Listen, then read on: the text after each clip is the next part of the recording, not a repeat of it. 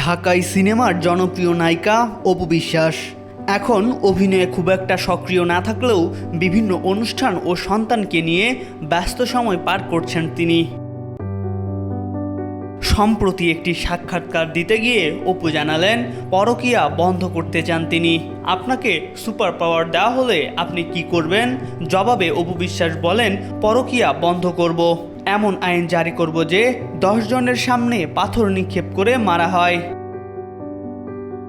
ইসলাম এবং নৈতিকতা এই ধরনের সম্পর্ককে কখনোই গ্রহণ করে না।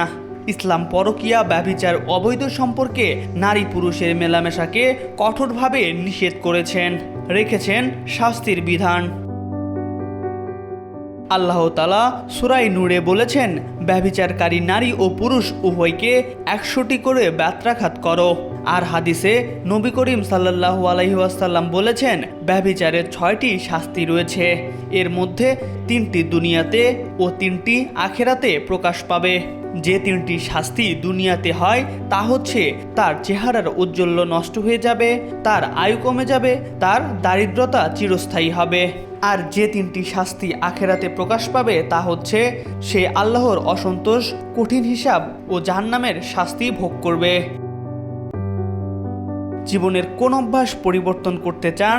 এ প্রশ্নের উত্তরে অপু বিশ্বাস বলেন, মানুষকে খুব বেশি বিশ্বাস করে ফেলি, মনের সব কথা বলে ফেলি, এই অভ্যাসটা পরিবর্তন করা দরকার।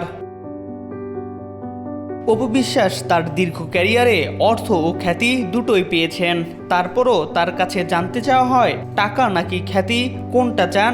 জবাবে অপু বিশ্বাস বলেন, টাকা। অপু বিশ্বাসের হাতে বর্তমানে তেমন কোনো ছবি নেই। নিজের ব্যবসা, শোরুম উদ্বোধন ও ব্র্যান্ডের মডেল হিসেবে ব্যস্ত তিনি।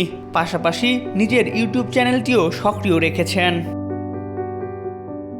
MR আকাশ, আজকাল।